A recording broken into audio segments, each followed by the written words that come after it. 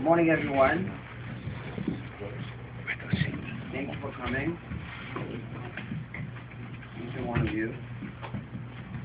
And if you ask, who am I to say thank you for coming? So the truth is that we are responsible today with Shiur in memory of our father, shmuel. To lead the life of Torah, which means he made sure that everything that he does will be part of the system of Torah life and Torah law, and to make sure that Torah is not something outside of our life. So it's one. It's something to practice. It should be for his even Nishmas. Amen. So thank you for coming. Today we're going to talk about a topic that has a lot of detail, but we'll try to touch a few points of it. A few points that the main points of this topic. The topic is a very common topic, even for bosses, but even for the regular Jew. It's someone hired to do something and he didn't do his job. Now, to say that someone didn't do his job, it's a very relatively sentence to say such a thing, because you say I didn't do my job, but I think I did do my job. I want you to prove I didn't do my job. So we're going to talk about a few cases that gonna be the epitome how to explain what does that mean.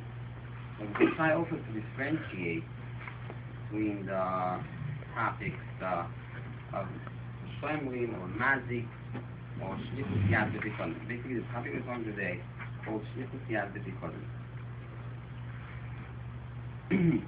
I would like to go through the sources first, and then move on to a few details, and then try to cover whatever we can. Okay, so we have the psukim, of course. We all saw the psukim here that tells that someone was hired to be a shomer, a watchman, and didn't do his job. So basically, he didn't do his job in a very low level. If I hire someone to do something, either to be shomer sachal, to be a watchman with demons, or to be shlichus, also kind of a shomer, and over there he was he left the door and stuff like that. That's one thing. But in a way, looking here in a very in a guy at a very low level, so he was shlichus yad, which means not just he didn't do his job, he touched the thing, which means he did some melacha, he used the thing that I gave him to watch, and use it for his own needs. So we have to see how is that applied to the thing here. So the pasuk says like this: Kinten ish aveo kesef or kelim lishmo. The guy gives his friend money or kelim. The merchandise and stuff lishmo. V'gunav mi bet haish. V'yimatzeh haganav v'yishalem shnayim. It got stolen from the guy's house. He has to pay double. Now, im lo yimatzeh haganav, the pasuk says if we couldn't find the guy that stole it, so the shomer, the watchman, has to go. V'nikrav ba'al habayit el Elokim. He has to go and swear, im lo shalach yado b'melechet le'el. Maybe the guy is making a game. Maybe he really wants to use it. He wants to keep it to himself. A gold Rolex watch, and he wants to keep it. So we have to go into the case and see if he really took it to himself. Now, again, like I said before, what's the qualification? What's the exactly dinim and details when we call it shlichus yad or not? So, as we see in page number Two, there's a whole studio between Rav and Levi. There's machlekes is shlichus yad tzvi chisson. Shlichus chisson means that the guy that's using it, if he's chayav, he's obligated from the time of using it, or he's obligated from the time that he's picking it up. Like we said before, a guy that's being sholech yad, it's not a guy that didn't do his job so much. Like it's not a guy that, whatever, he was tired, he didn't watch it so well. He used it to his own needs. So there is machlekes Rav and Levi. If shlichus yad tzvi chisson or ein tzvi chisson. Now, we ask him a locha like the shita that shlichus has ein tzvi chisson, which means from the time that the guy already picked it up to use it, he is already chayav. That's second. Why? Because the time that he is already have the kavanah in his mind that from now on I'm going to use it, that's the time he has that shiur of shlichus yad. There is machlokes rishonim. If you have really to take a piece of the let's say it's a cup or it's whatever it is, the merchandise of the piece of the keli in order to call it selling, or if you can use it. For example, if someone gave me a car, in order to say that I'm shlichus yad, I need to make sure that I rip a little bit of the seat, or I did any kind of damage. That's shlichus yad, or maybe using it. That's called the fact that I used the car, I used something the tzvi that he gave me. That's not to be called. That's the machlekes rishonim. Now there is a halacha, and in order to be chayav, in order to be obligated, you have to pick up and do hakol, to do any type of a kinyan. In order to do that, the question is, of course, from one time he's chayav, but you have for sure to pick it up and to do some type of a kinyan. Why? Because the nice thing, you're not taking it away from the bailing shoes, the bailing property, the bailing house. He gave it to you, and you using it now. You're doing some type of a ma'aseh in order to use it for yourself. So for that, you have to do a kinyan. It's either hakaboeh or hamishichet. Now, there's a very big question here. If we all think about it, shlichus yad basically, if you look at him the first second, the guy's a garnet. What do you mean? It's my thing. I gave it to you to watch. And you come in and using it, I gave it to you to watch. What do you think it is to use something that's not yours? Since we're little kids, we know if someone is using something that does not belong to them, same as a gazlan. So why do we need to be mechadish a whole new parsha about shlichus yad? It's a gazlan. It's mamish a gazlan. It's not yours. You're using it. It's a gazlan. So why is this specific parsha for that? So you don't go on few difference between gazlan and shlichus yad. So the Gemara brings down a case. The guy was paid, or the guy was showing up for a barrel of wine. And the guy had like Friday night, and the rest was like that. And the barrel of wine, he was told that it was a barrel of wine is already 200 years wine. He said, okay, I'm showing it. It's like a little bit to impress my country of eating guests that I have. So he goes down to the basement and takes a little bit. Heaven is the barrel of wine was closed for quite a while, for like maybe 10, 20, 30 years. It was not open. And when he's opening the barrel, the whole wine goes back. So basically, he didn't do something. He just took a little bit of wine. He did a type of a drama, type of a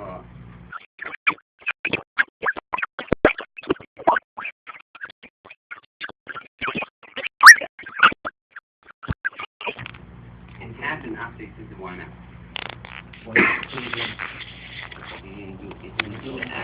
You said the mice what he did caused it to go bad. That's a good. Yeah, but he didn't make the wine go bad. It happened because he took a little bit of wine out. Because that's what it was. He just takes a little bit from the wine. So the rest will go bad eventually, but not in the same second. So which means it's good, and because of his act, the wine went bad after whatever. So that's called shlichus yad. For this, the guy is high. Because the ma'aseh, he took a little bit, and because of that, the whole wine went bad. So for this reason, we'll say that the guy is high. That's called shlichus yad. Like Gazlan, it won't work. But Gazlan, he has to take it as the whole thing and do the act at the same time. In the time of the Gzela, when he does the whole thing, being goizel, he does the shlichus is disappearing an object from the violin of the shoe. That's the Gazlan. The shlichus yad, even if you do a little bit, that's enough. Now, another case. Where was the Kenyan? What's that? Where was the Kenyan? By taking the wine. He's doing like kollel, mishpat, whatever you want to say. The other case, the other halacha we see is different from shlichus yad to Gazlan. Shlichus yad, Gazlan, let's start with Gazlan. Gazlan, when he takes something, and he has a kavanah to return it later,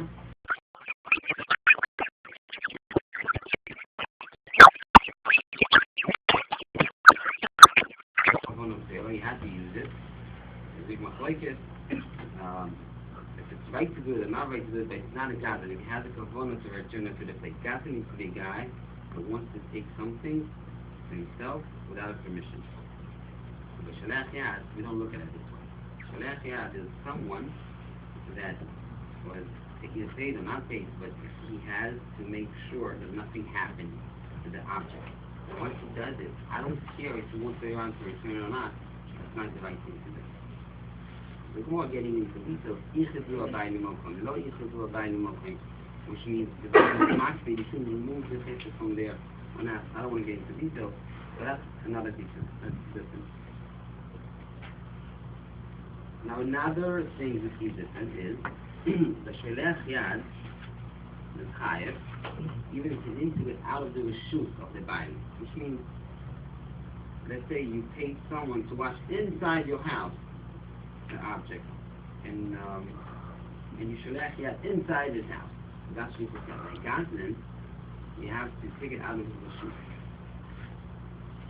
You have to make sure it's not in his reshut anymore. That's the thing today. You have to make sure that the guy doesn't have any type of reshut inside of it. So those are three differences between shlichus yad and Gazlan. Let's ask another question. We know is the custom is halacha. The choice shelo yidat, he is Gazlan. That's the halacha. Which means the guy uses something that the buying are market. The buying is not need him to use it. It's not need for him to use. He is a Gazlan. So choice shelo yidat, Gazlan. If you want to use something even without a permission, you have to make sure for this to know that the guy probably doesn't care. We discussed this the past 2 years, or even half ago. We were learning those halachas. Let's say a guy wants to use a hat that either the smevish or a pencil you see on the table. All those things probably people don't mind. So in a case that the guy is mati, it's called the choshen. That you know this guy is OCD about this stuff. Like that. No, don't touch my stuff. Stuff, germs, this, that. No, I don't want to use anything of mine without permission. So if you do that, the guy calls shlichus yad. So the question is like that, as follows. If we call a guy that using something without permission shlichus yad, what's the point of being the chadash and doing partial shlichus yad? So there's a pasuk for that. What's the point? Lemaisa, at the end of the day, he's shlichus yad. He's using it without permission because I gave him to watch it. I didn't give him to use it. If I wanted someone to use it, I put it in the shul. I put it in a public place. But I wanted you to watch it and make sure no one uses it. So I would need a new pasuk. So here we also will see few differences between the two, choshen and shlichus yad. The first thing is Rashi, mashma from Rashi, also the Gemara, that there is difference between animals and other things that apply. Which means if you're using something that eventually going to become either ruined or going to become weaker or stuff like that. Let's say, I don't know, let's say for example a car. A car, every time you use it, the value it's more used. It means it's more closer than to go to the garbage. If you use it another time, you use it another time, so it becomes more and more defects. Actually, I saw not long ago in papers, there's a guy that had 1938 car, and he sells it, and it's a great condition. He only did 10,000 miles on it. Happened is, he lives in an island, and he just needed the car to go from the bottom of the island to the top, and so it's a great condition, and so which means, and he says the car is in great condition. So the thing is that less you use it, less going to be damaged. So things like that, like cars or animals that you use it, and damage becomes. So by Gadlin, the shlichus, right, not a problem because you didn't take anything much. You're just using something. I'm sorry, we're not talking about Gadlin. We're talking about shlichus. By shlichus, you didn't do something that will take a star. And according to those cheetahs that he's not marked. Again, if you go into that cheetah that he's not marked in things, he's only marked if you take to make a damage to it. Everyone is marked. Yeah, you're not asking your shoes and using something and making damage. It's not going to happen. So according to those cheetahs that you need to do in choshen, you have to do a choshen. By shlichus, you don't have to do a choshen on mishpat. Even if later on, like a car or stuff like that, if you will occur later on, to be more used to lose value, that's a problem. There's another shlichus that the difference is between choshen and shlichus yad. Choshen, as we saw before, is high from the time he picks it up. I'm sorry, shlichus yad is high from the time he picks it up. Choshen is not high from the time you pick it up. If that thing is not mine and I want to use it, so from the time I'm using it, I'm choshen. But shlichus yad, it's not the theme of hakaboy. It's high from the time of hakaboy because you're a shomer and you have to do your job right. So from the time of hakaboy, it's high. Choshen is high only from the time of using it. Okay. We also, I hope, with the Gemara today in Bava Metzia. The Gemara Bava Metzia brings down the Mishnah that a guy gives to a friend Torah or kelim, a cow or kelim to watch, and it was stolen. So the Gemara going through, that's the Mishnah. The Gemara going through why we need kelim, why we need why we need the cow, why we need to talk about the kelim. The Gemara going through reasons. The Torah, maybe the kollel is bigger, so maybe there is not makne, but the kelim is a little case, so maybe there's makne. Well, the other thing is Shiur, which means in order to maintain a cow, that's a lot of headache, and you have to milk her and stuff. So maybe over there you're marking the kefir, but a kli, that's not such a big thing. You just keep it in your shelf. Maybe there is not marking kefir. That's the Gemara going through. Regarding a shlichus, regarding a guy that was a nishmas that I gave him to watch something. Now again, the Mishnah is not talking about shlichus, yeah? The Mishnah is talking about another type of a shlichus, and that's what I want to do. I want to try to differentiate between this type of shlichus. So if we see carefully in Rashi says that when he wants to pay for the stolen cow or the stolen flea, it's okay, and he's getting the kefir back. Rashi says those words. The bailim giving the shomer the kefir, that will be eventually will be found once you find the ganet. Because the Omar Kamon, שבשעה שמסרה לו לשמור על מנת כן מוסר, שיתגונב ואירסו וישן יהיה כפר שלו. The bailim gave it on a condition, על מנת כן זה תנאי, that at the time it's going to be found, he's going to be getting the kefir. wieder auch in Rashi, the next Rashi. שאין בוין, מדי ארבע וחמישו, שאין איזה משור וצבד, אימו למד מנופל, למד לו מתחילו על מנת כן. You see that twice in Rashi that al menat came when the Bible tells the shomer al menat came, which means he makes a condition. That's why he's being chayav pesach. The way that you set up the deal when you give the guy the object, you give the cow or the kli, that's what makes the condition for later on. So we see here the biggest thing in shomer. Doesn't matter what it is. If it's shemasachol, shemachino, or shoyel, at the time that you give him the object, that's what makes it being chayav later on. Al menaskin, or naskin is not in Hebrew. Now, what I want to do is like this. We see here that that's the way it works. But when we say the word Shem, Avshalom is not here, but he actually said that a few months ago. He mentioned that here. When we say Shomer, what does that mean? What does that mean? It means I pay you or I give you something to watch and you obligate to do that act of watching. Or Shomer means like an insurance company, which means if I give you something to watch, if something happens to it, you have to pay back. If something happens, you have to make sure that they have the outfit back. What's an afkiminah? What will be the difference?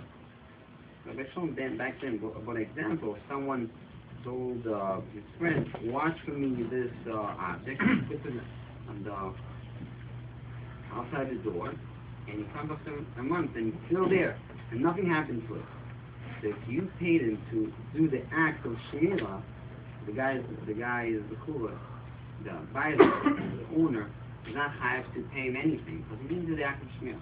But when we say a shmiel means insurance policy, nothing happens to the object. So at the end of the day, he has to pay for this. Doesn't matter if you did it into it. You might say have the kli back, and so you're going to come and ask, what did you do for him? You didn't do anything. You didn't do any act. But the fact that I was able to go to Orlando and be comfortable and not worried about the papers, that's enough. That's worth me money. I mean, nuchos and nefesh, that's worth money. Even though we didn't do an actual act of watching the papers. Now, we saw in the Gemara that we prepared, page number 5, there's a mission that says, in Babakam Edak Chavov, Adam Mud Oilom, Ben Shoigeg, Ben Meizit, Ben Ben Yoshen, the guy is always in wood. Ben Ben Yoshen, Imo Es En Chaveroi, Veshiva Esakelim, Meshalem Nelisha. By Nezikin, you don't look at, oh, I'm sorry, it was like a hurricane or stuff like that. A hurricane is something else, but was it oinus, or something that unacceptable happened, and I'm sorry for that. I don't have to pay because we didn't sign for this. In Ezekiel, it said, if a guy comes and breaks something in oinus in a way that he didn't think will be, it's good. But halacha is the oinus gomo, which means a hurricane, let's say, or something like that. Whenever you're thinking your dreams that will happen, is potter. That's in Ezekiel. By Shomer, we can't say that. Right?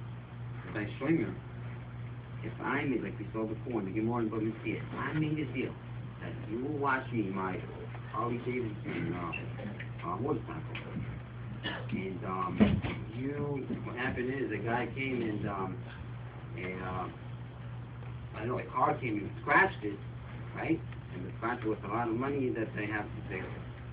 So for this you hire. Why? Because now you're shomer. You're not a man. It's not in Ezekiel. You're shomer. You have obligations that are going to get my Harley in the same position, the same way. No scratches. Brand new. So for this you're hire. Why? Because the mindset by shomer, that's the obligation. We see sometimes that same reason can work the other way around. If a guy steals, let's say oranges from his friend, and at the time he was stealing $100, and the time that he's began to, I want it back. So it's not so fresh anymore. So $50, he has to pay $100. He has to pay $100. By Stam Shomer, if it's hukal, so we saw at the tool that it's different. Hukal. Yes, Shomer Sela, the nishmas. ושינם לאחר החוק הגענף, ושוב את זה לגישי ולכי ענו, והוא של נפקה. Shraf that comes, or the way around, it belongs to Nishkavot Divine. By shlichus yad, he has to pay just like a gazman. Like the time that the guy took it away, the time that the guy used it, he used the orange at the time, that it was $100, he has to pay $100, just like a gazman. Now let's talk about some interesting cases that happened. What about the shomer that gets the business of the guy behind him has asked a fellow Jew to wash his beard until 4 years. And Pesach comes and he asks him, watch it for me. Not anymore. He has authorization to sell the beard for any other reason, but Pesach coming, and he has to sell. If he's not going to sell the beard, it's all going to be chum. So what's the halacha? The guy is obligated to sell. The shomer is obligated to sell the beard that there shouldn't be any damage, or if he will do that, it's basically not doing his job right, because he told him to wash the beer, to wash the barrels of beer. And if you do anything else besides watching, that's not right. That's not part of the shmuel. So we have to, if we look at this case in the perspective of a mazi, so the man said, the shomer didn't do anything, like we said before. It's called hezek she'eino nikah. Hezek she'eino nikah is equivalent to grama. It's something that you cannot see. The beers are here, the barrels are here. It's the same value in the market. The only thing that happened, Pesach came, the time came, and made the chometz or chometz shalach Pesach, and doesn't worth anything. I didn't do anything. So if you look regarding hezek she'eino nikah, then who should be positive? If we look at it in the eyes of a shomer, so like we said before, he has the obligation. You have an obligation. I don't care if this nezek of Pesach coming and not being the same value as before, it's hezek she'eino nikah, it's just groma. You have an obligation. I gave you the barrels of beer, I want it back. That's what we do. Okay. I want to talk about a case that very, very okay, so here's some. We all know that when you go out, stuff like that, have little babies. You need a babysitter. Babysitter comes. This is a nice girl from Beit Yaakov, not even more than that. And what she knows, she's told, watch my baby. And she comes home and happens to be, I'm talking about 6, 7 years old kid, and he's a chai. Chai takoides. He come home and it's like, man, a poor girl has to watch this basically an animal crawling off the wall. He's crawling the walls. He's breaking. He's crazy. And the parents come back and they see all the walls are colored, and they see that the brake sponge is broken and damaged the dishes, whatever. He did so much damage, and so what's going on? We told you to watch the baby. So this girl actually was, she was a Bastam choshen. She was like, listen, no. You paid me to watch the baby. Nothing will happen to him. But you didn't pay me to watch the baby that is doing the damage. I mean, I can do whatever I can, but I'm saying, you failed in your job to be mechanech in the right direction. The little kid that's listening to his parents. Why are you blaming me for that? That's not my fault. I only watched the baby, and I'm wondering that. The question is if she's chayav or not. So in order to see if she is chayav for that, you have to go through a few points. You have to see what's her name, what's her title.